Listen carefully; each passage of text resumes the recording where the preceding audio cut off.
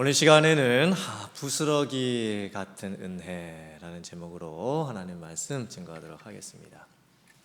사람이 가지고 있는 것 중에서 강하면서도 상하기 쉽고, 때로는 그게 쓸데없는 것처럼 보이기도 하다가, 때로는 정말 꼭 지켜야 할 때가 있는 것이 있습니다.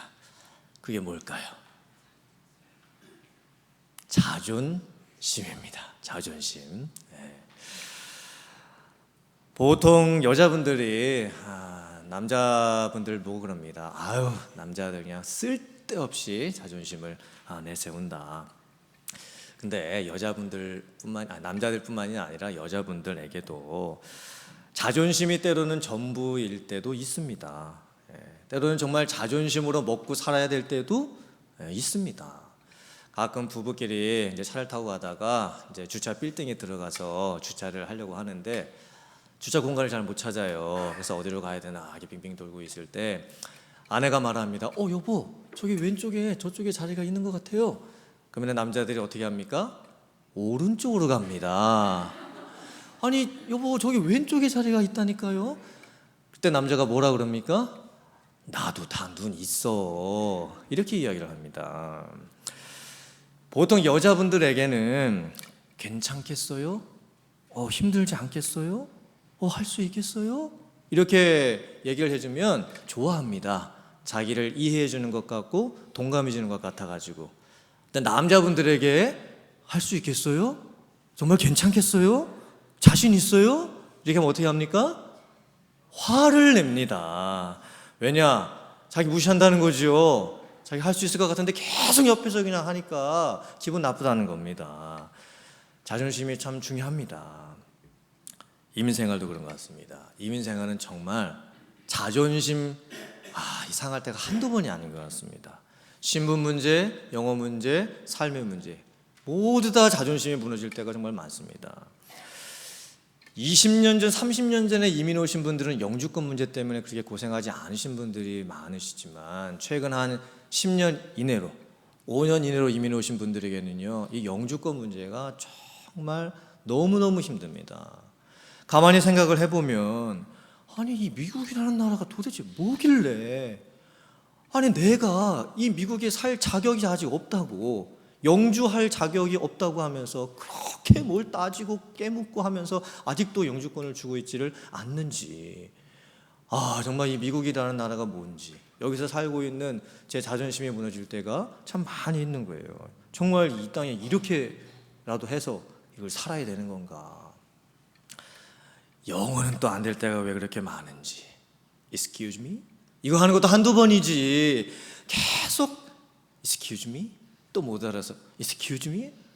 제 자신이 정말 용납이 안 될 때가 참 많이 있습니다. 자신에게 화가 날 때도 많고. 제가 지난번에 타이어가 옆이 찢어졌어요. 플랫된 게 아니라 찢어져가지고 타이어를 고쳐갔습니다. 제가 불야에 살고 있었을 때 미국 타이어 가게에서 타이어를 했기 때문에 이제 이쪽 동네 이사 오고 나서 그때 해저드 그 인슈런스를 제가 들어놨어요. 그래서 분명히 이것을 보험으로 다 새 걸로 바꿀 수가 있는 거예요. 그래서 제가 타이어 가게에 갔는데 직원이 안 된다는 거예요. 그래서 왜 안 되냐? 이거 다 내가 해줘도 인슈런스 다 들어있는 거다. 안 된다는 거예요. 그러면서 이제 영어로 이제 얘기를 하는데 그분이 이제 갑자기 막 말을 막 빨리 막 하기 시작을 하고 레귤레이션 막 들이밀면서 제가 이제 나중에 이게 안 통하는 거예요. 이게 따지려고 할 때 영어가 안 되면 정말 답답합니다. 그때 자존심이 확 무너졌어요. 제가 뭐라 그랬냐면, 그래, 내가 다시 오겠다. 그리고 나서는 제가 집에 가가지고 저희 첫째 딸 하영이한테 도움을 요청했습니다. 하영아, 아빠 좀 도와줘라. 아빠랑 좀 같이 좀 가자. 그랬더니 하영이가 하는 말이, 아니 왜 아빠는 맨날 무슨 일만 생기면 나한테 전화하라고 그러고 뭐 나한테 그 영어 되는 걸 막 하기 시키냐고. 이제 아빠가 혼자서 할 때가 좀 되지 않았냐고. 제가 그때 자존심이 두 번째 무너졌습니다. 결국에는 제가 하영이를 데리고 타이어숍에 갔습니다. 그래서 지금 뭐라 그러는 거야? 다 듣고, 그래? 그럼 이렇게 얘기해. 다 또 얘기해주고. 그래서 결국은 그 인슈런스 갖고 타이어를 새 걸로 다 갈았습니다. 근데 샵을 나오는데 이 기분이 안 좋은 거예요. 진짜 딸까지 데리고 와서 저 사람이 도대체 뭐길래 저 사람한테 있는 자존심 다 구겨가면서 이렇게까지 해서 내가 타이어를 고쳐야 되냐. 뭐 웃으세요. 여러분들도 그런 경우들 많으시잖아요. 미국 생활도 그렇습니다. 제가 이민 온 지 13년 되는데 뭐 20, 30년 전에 이민 오실 때는 정말 몇백 불 가지시고 이렇게 이민 가방 갖고 이민 오신 분들 많지만 13년 전에는 그래도 한국에서 이삿짐을 다 싸가지고 이렇게 오시는 분들도 꽤 있었어요. 근데 저는 정말 이민 가방 2개 갖고 이제 왔습니다. 임시로 이제 학교 그 빈 기숙사에서 지내면서 식탁이 없으니까 그 빈 박스 위에다가 그 이제 밥을 해서 이렇게 먹었습니다.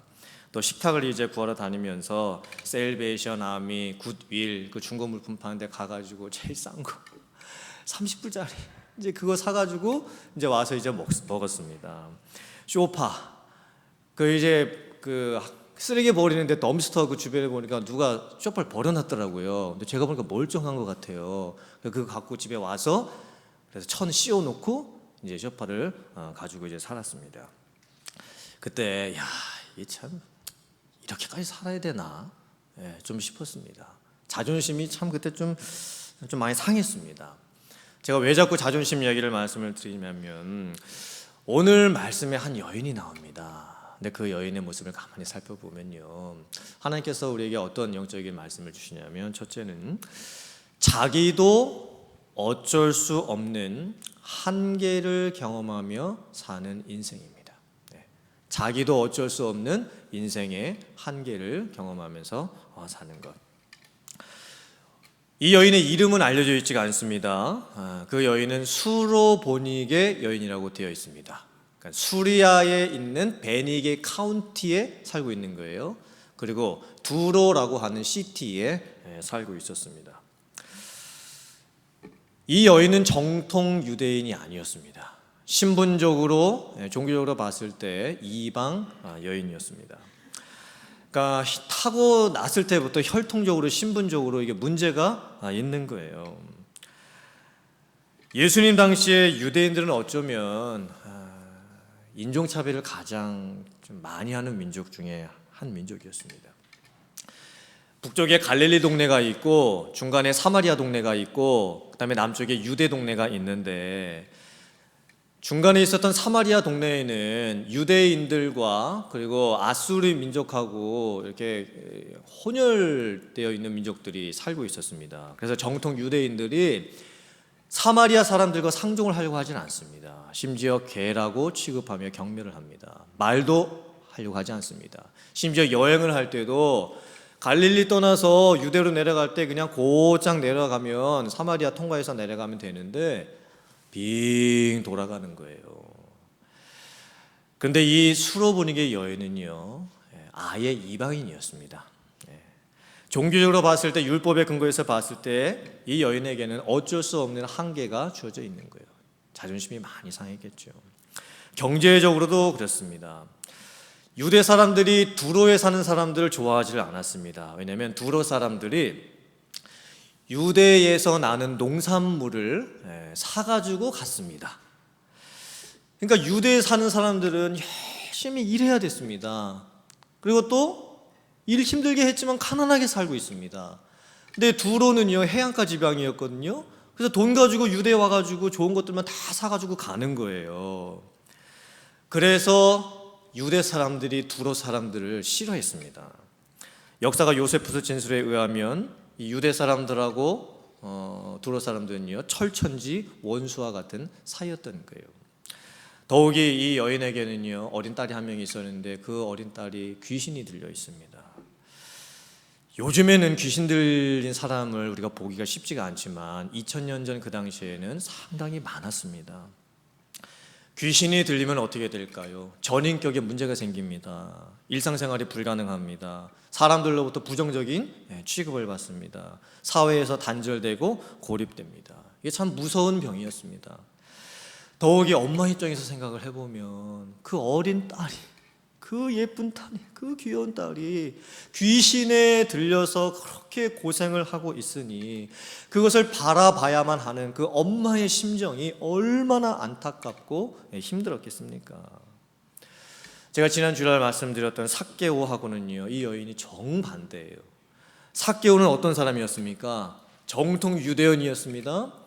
또 사는 동네도 여리고에 살았습니다. 부자였고 돈도 많았습니다. 지위도 높았습니다. 근데 이제 인간관계에 문제가 있었던 거죠. 근데 이 여인을 보면요, 타고 나면서부터 어쩔 수 없는 문제들이 다 생기게 되어 있는 거예요. 신분적으로, 종교적으로 문제가 있습니다. 이방인이기 때문에. 동네도 또 두로라는 동네에서 살고 있습니다. 어린 딸은 귀신이 들려 있습니다. 그러니까 이 여인에게는요, 한이 있는 거예요. 슬픔이 있는 겁니다. 아픔이 있는 거예요. 절망이 있어요. 왜 성경에 이런 여인의 모습이 나오고 있을까요? 우리들의 모습을 보라는 거죠. 이 여인이 자기도 어쩔 수 없는 문제 때문에 고생하면서 사는 삶, 근데 우리들도 지금 그렇게 똑같이 살고 있는 것 같아요. 내가 태어나 보니 내 가정이 이렇습니다. 내가 미국에 이민을 와 보니 이민자의 삶이 이렇습니다. 직장 비즈니스 해 보니까 먹고 살기가 이렇습니다. 병원 가보니 암부터 시작을 해서 여러 가지 질병에 저희들이 걸려 있습니다. 내가 선택하지 않았지만 어쩔 수 없는 삶의 환경들이 지금 우리 주변에 너무나 많은 거예요. 그런데 그걸 피하고 싶다고 피할 수가 없습니다. 그걸 도망치고 싶다고 도망칠 수도 없습니다. 그럼 그 문제랑 정면으로 마주하자니 그럴 자신도 없습니다. 그러니까 우리는 지금 다 어쩔 수 없는 나만의 한계를 경험하면서 살고 있는 거예요. 우리 옆에 계신 분들 한번 이렇게 물끄러미 한번 봐보세요. 옆에 계신 분들 이렇게 한번 보시면 누가 계세요? 내 옆에 누가 지금 앉아 계세요? 아마 속으로 이럴 줄 몰라요. 저분은 좋겠다. 저분 정도 살면은 정말 얼마나 좋을까. 하지만 그분에게 가서 여쭤보세요. 사는 게 어떠시냐고. 다 자기만의 문제가 있어요. 다 자기만의 아픔이 있는 거예요. 그 사람에게, 옆 사람에게 차마 말 못할 끙끙거리고 살고 있는 나만의 문제가 다들 있는 거예요. 근데 가장 근본적인 우리 안에 있는 어쩔 수 없는 문제는 무슨 문제일까요? 죄의 문제입니다. 죄의 문제. 모든 것은 다 죄로부터 시작이 되는 거예요. 그래서 로마서 3장 9절부터 18절 이렇게 말씀을 합니다. 그러면 어떠하냐? 우리는 나으냐? 결코 아니다. 유대인이나 헬라인이나 다 무엇 아래 있다? 다 죄 아래 있다고 우리가 이미 선언하였느니라. 기록된 바 의인은 없나니 하나도 없으며 깨닫는 자도 없고 하나님을 찾는 자도 없고 다 치우쳐 함께 무익하게 되고 선을 행하는 자는 없나니 하나도 없도다. 다음 하면요, 그들의 목구멍은 열린 무덤이요 그 혀로는 속임을 일삼으며 그 입술에는 독사의 독이 있고 그 입에는 저주와 악독이 가득하고 그 발은 피 흘리는데 빠른지라. 파멸과 고생이 그 길에 있어 평강의 길을 알지 못하였고 그들의 눈앞에 하나님을 두려워함이 없느니라 함과 같으니라. 이것이 죄를 가지고 있는 우리 인생의 한계입니다. 우리가 한국인이든 미국인이든 부자이든 가난하든 건강하든 아프든 비즈니스가 잘 되든 안 되든 잘생겼든 못생겼든 영주권이 있든 없든 상관없이 다 우리는 죄의 문제를 가지고 있어요. 내 인생에 생기는 모든 한계의 문제는 사실 죄로부터 출발을 한 거예요. 죄가 있기 때문에 우리는 지금 이렇게밖에 살 수 없는 현실을 살아야만 되는 겁니다. 과연 우리에게 놓여져 있는 죄의 문제뿐만 아니라 이 인생의 한계 문제들을 우리는 어떻게 해결을 할 수가 있을까요? 도대체 무엇을 통해서 해결을 받을 수가 있을까요? 오늘 두 번째 성경이 주시는 은혜는 가장 낮은 곳에서 주님을 만나는 겁니다. 가장 낮은 곳에서 주님을 만나는 것.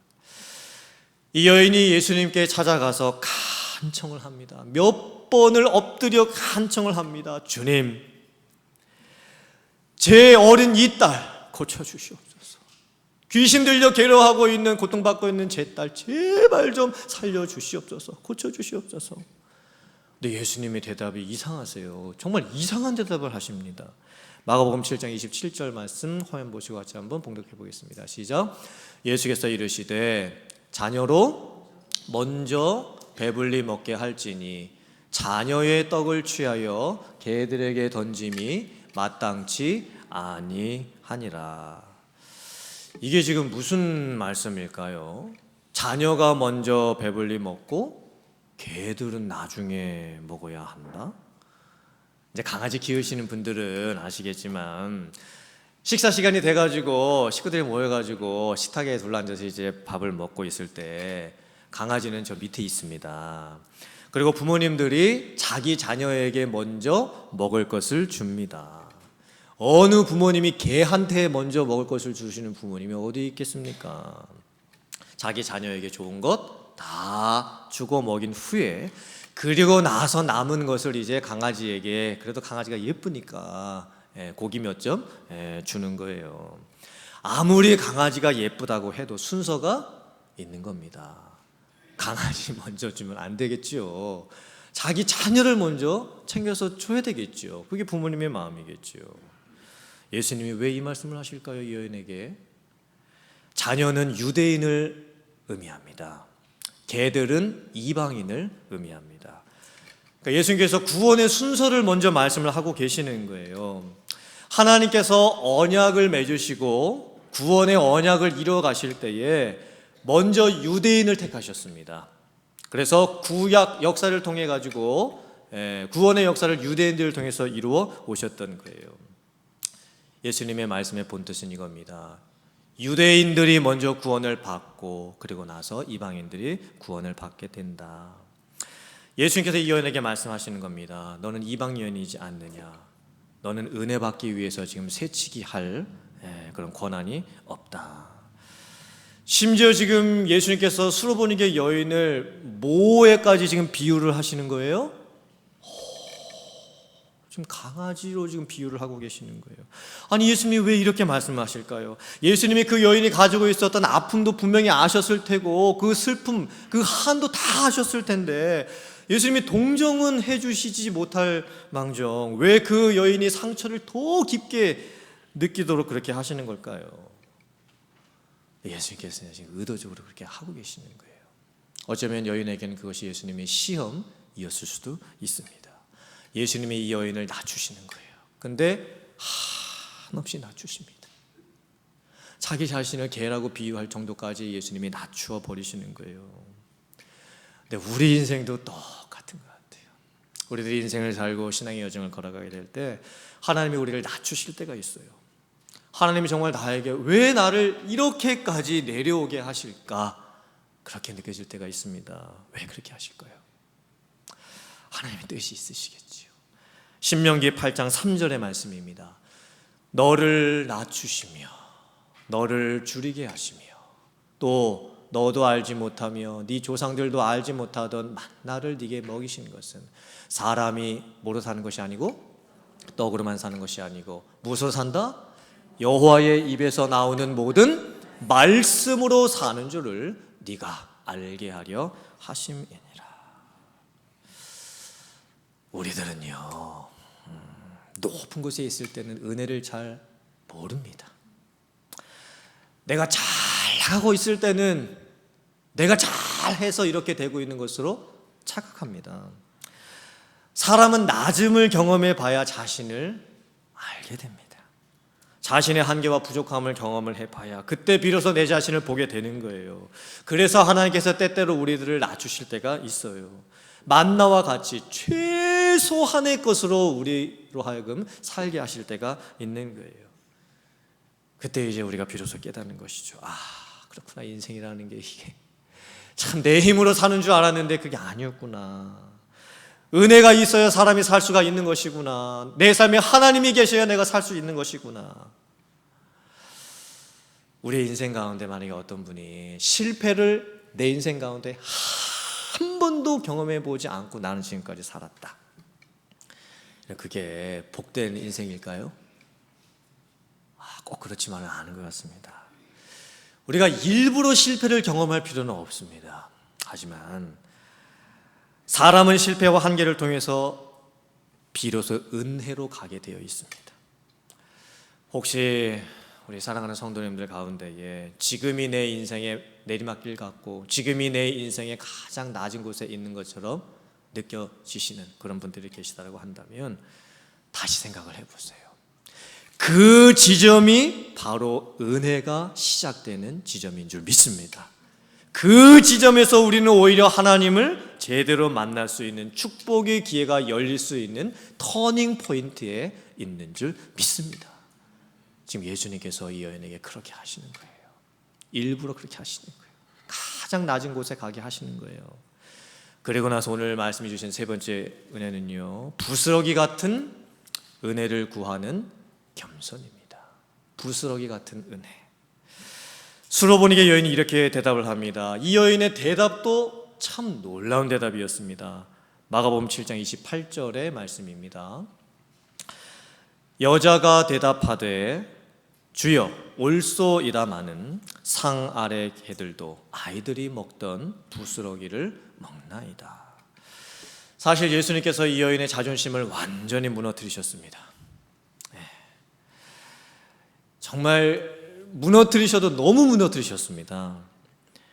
이 여인은 사실 예수님 만나기 전에도 사는 것이 아니었습니다. 신분적으로 종교적으로는 이방인이었고 사는 동네도 두로에 살고 있었고 자녀는 귀신이 들려 있고, 그런데 예수님이 이 여인을 강아지 취급을 하십니다. 이게 뭐 자존심이 무너지는 정도가 아니겠죠. 그럼 여러분 같으셨으면 어떻게 하셨을 것 같아요? 예수님이 이렇게 하셨을 때, 너무 이렇게 낮추실 때 아마 이렇게 다 생각하실 거예요. 야, 내가 정말 이런 대접 받고 내가 이 교회를 계속 다녀야 되냐? 아니 정말 내가 저분이 나를 뭘로 보고 지금 나를 저렇게 지금 생각을 하고 있는 거냐? 무시를 해도 유분수지. 아니 그리고 자기가 뭘 하고 나한테 저런 말을 하는 거냐? 뭐 당장 교회 떠나겠죠. 내가 없이는 살아도 무시받고는 난 못 산다 라고 하면서 아마 떠날 거예요. 대부분의 사람들이 그럴 겁니다. 그런데 이 여인의 반응이 참 놀라워요. 주님 옳습니다. 주님 말씀이 맞습니다. 하지만 상 아래의 개들도 자녀들이 먹던 부스러기를 먹나이다. 이 여인은요, 구원의 영적인 순서에서 먼저 유대인이고 그 다음이 이방인이라는 것을 인정을 합니다. 이스라엘의 우월성을 기꺼이 인정을 하고 있습니다. 그리고 자기가 아직까지 은혜 받을 만한 자격이 없다라는 것도 인정을 합니다. 그런데 이 여인이 이제 예수님께 구하는 거예요. 하지만 자녀가 먼저 먹고 나면 그 후에는 그 부스러기라도 그 강아지들이 먹을 수 있지 않습니까? 예수님이 이 유대 동네에 지금까지 계시면서 복음 전하시고 또 말씀도 주셨고 수많은 사람들도 만나 주셨고 또 많은 병자들도 고쳐 주신 것 제가 소문 들어서 다 알고 있습니다. 이제 예수님께서 우리 동네에도 오시지 않으셨습니까?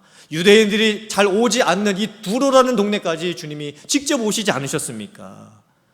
이제 저에게 예수님이 주시는 은혜를 좀 베풀어 주시옵소서. 제가 떡을 달라 하지 않겠습니다. 부스러기와 같은 정말 보잘것없는 은혜라도 이제 저 받고 싶습니다. 저 정말 원합니다. 그리고 제 딸 정말 고쳐 주시옵소서. 이 여인은요 정말 겸손의 자리로 들어가는 거예요. 예수님이 낮추셨을 때 낮아집니다. 예수님께서 그 여인의 진짜 모습을 보게 하셨을 때 그 여인은 진짜 자기 자신의 모습을 마주합니다. 그리고 낮아지는 거예요. 그리고 겸손히 구했던 거예요. 이사야서 57장 15절의 말씀입니다. 우리 화면 보시고 같이 한번 봉독해 보겠습니다. 시작. 지극히 존귀하며 영원히 거하시며 거룩하다 이름하는 이가 이와 같이 말씀하시되 내가 높고 거룩한 곳에 있으며 또한 통회하고 마음이 겸손한 자와 함께 있나니 이는 겸손한 자의 영을 소생시키며 통회하는 자의 마음을 소생시키게 하려 함이라. 아멘.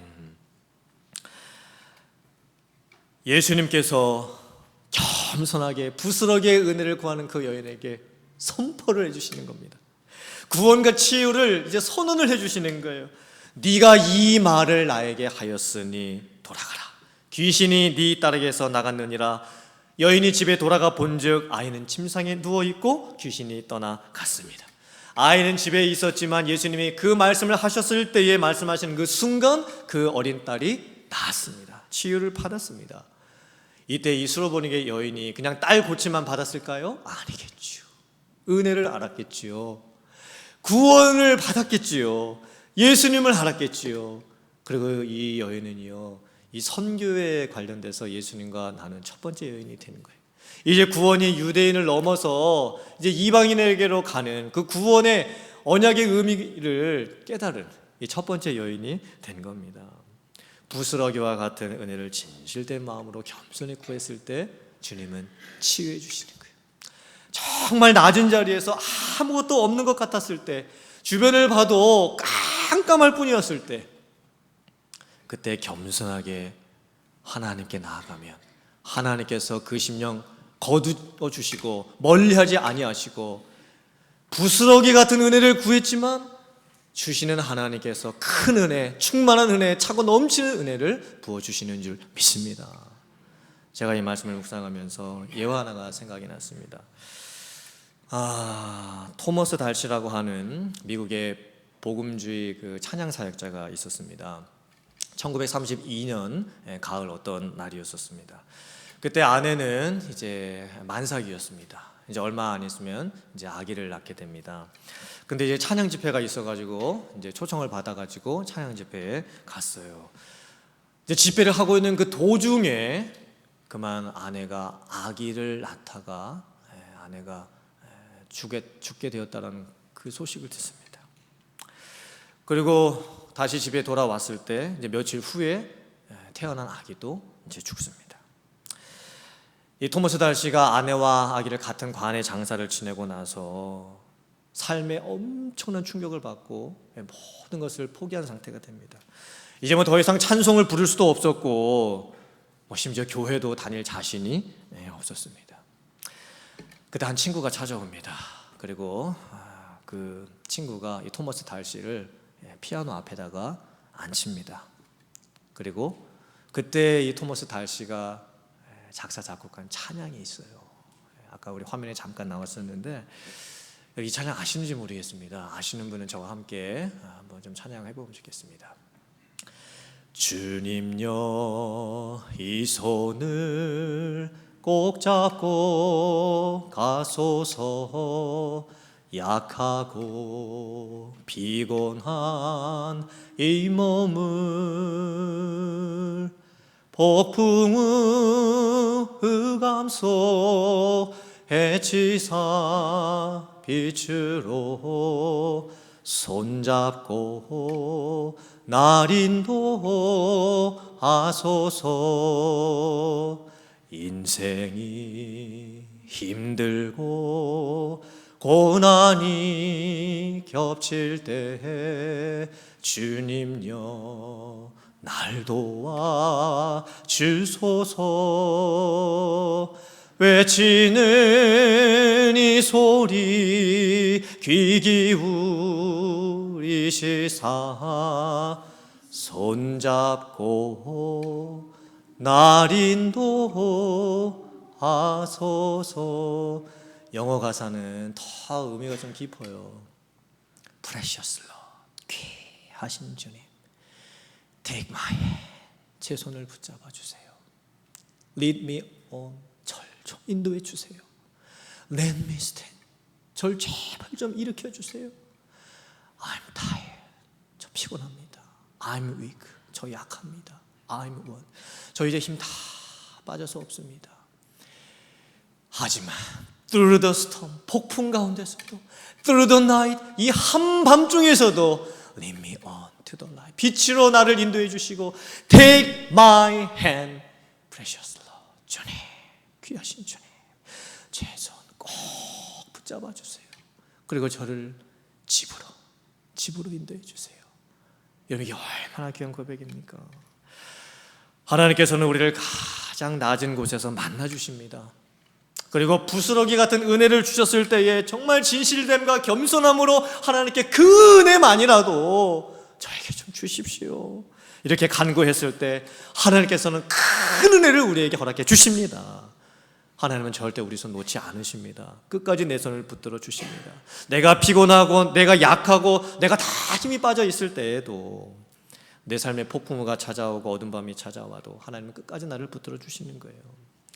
이 수로보니게 여인이 체험했던 은혜, 정말 내가 경험할 수가 없는 한계를 경험하면서 살고 있었지만 낮은 자리로 인도해 주시는 그 주님 따라 낮은 자리로까지 갔고 거기서 부스러기 같은 그 은혜를 겸손하게 구했을 때에 정말 놀라운 은혜를 체험했던 이 여인의 삶에 일어났던 모든 은혜가 사랑하는 성도님들의 삶에도 동일하게 있기를 주님의 이름으로 축원합니다.